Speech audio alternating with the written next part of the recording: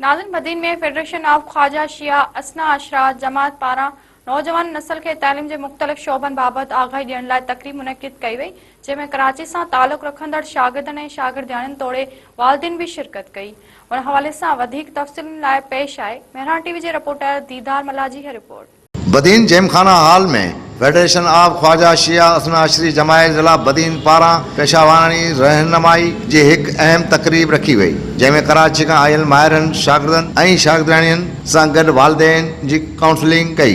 तकरीब जो मकसद नौजवान नस्ल के तैलीम जो जे मुख्तलिफ़ शोबन बाबत आगाही मुहैया करण हुई ऐं उन्हनि जी बेहतर मुस्तक़बिल लाइ रहनुमाई करण हो। उन मौके ते शागिर्दियाणियुनि वालिदैन ऐं मुतमिन चयो त अहिड़ी नौयत जूं तकरीबूं न रुगो आगाही जो ज़रियो आहे, पर गॾोगॾु शागिर्दनि मुस्तक़बिल बाबति दुरुस्त रस्ते जी चूंड करण में भी मदद फिराम कनि थियूं। उन मौके ते मेहरान टीवी न्यूज़ सां ॻाल्हाईंदे उन्हनि चवणो हुयो त प्रोग्राम आहे को ॿारनि जे अवेयरनेस बारे में इहो तमामु बहितरीनु प्रोग्राम आहे।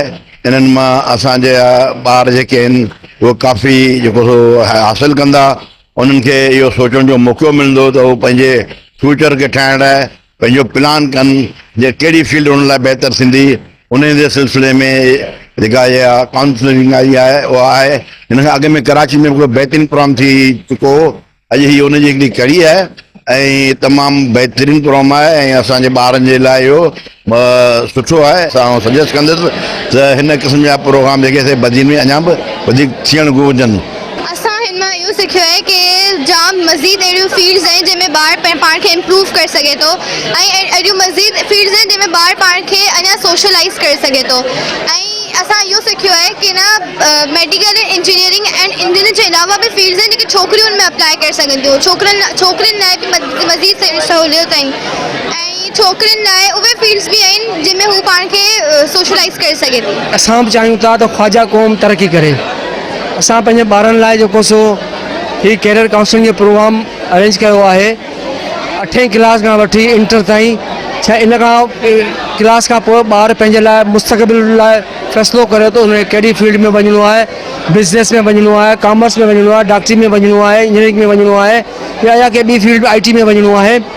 त असां पंहिंजे जेको असांजी पाकिस्तान फेडरेशन आहे ख्वाजास जी कराची खे रिक्वेस्ट कई त पंहिंजा एक्सपर्ट्स असांखे मोकिले ॾियो त असांजे ॿारनि जेके 8 खां वठी इंटर ताईं आहिनि त उन्हनि जो उन काउंसलिंग करे सघनि त प्रॉपर पंहिंजे लाइ हिकिड़ी फील्ड सिलेक्ट करे सघनि जीअं उन्हनि खे उनजे इंट्रस्ट मुताबिक़ उहा फील्ड मिली वञे।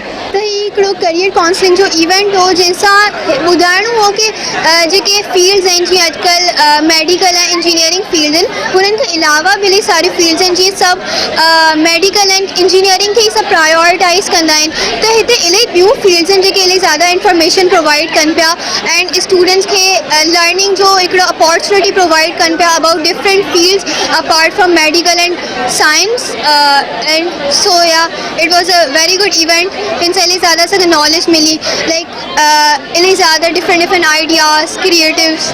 जीअं ॿारनि खे ख़बर पए तो उनखे फ्यूचर में छा करिणो आहे, कंहिं इदारे में वञिणो आहे, कहिड़ी फील्ड खणणी आहे।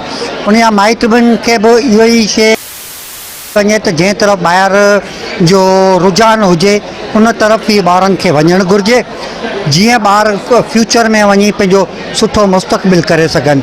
घणो करे ईअं थींदो आहे जो माइट जेके हूंदा आहिनि ॿारनि खे इंजीनियर या डॉक्टर ठहणु चाहींदा आहिनि, पर हिन दौर में कंप्यूटर में तमामु घणी फील्ड्स आहिनि जंहिंजे करे ॿार खे अगरि दिलचस्पी आहे वकालत करणु या सॉफ्टवेयर इंजीनियरिंग करणु त ॿार खे होॾां वञणु घुरिजे। तकरीब में ज़िला बदीन जे शहर कढण निंदो तलाउ टणो बागो बदीन बठोरो सां ताल्लुक़ रखंदड़ शागिर्द वालिदैन वॾे अॻ में शिरकत कई। उनखां अलावा फेडरेशन ऑफ ख्वाजा जमायत कराची खां ज़ाहिद हुसैन वारसी, मुज़म्मल बोजाणी, फेडरेशन ऑफ ख्वाजा जमायत बदीन जे सदर doctor Shafqat Hussain Jafri, general secretary Fida Hussain Khawaja, educational secretary doctor Mukhtar Jafri, Khawaja Shia Asna Ashari जमायत Badin जे सदर शजात हैदरी समेत ज़िले बदीन जे मुख़्तलिफ़ शहरनि मां जमायतनि जा सदर ऐं मेंबरनि काउंसलिंग माहिर भी शामिल थिया।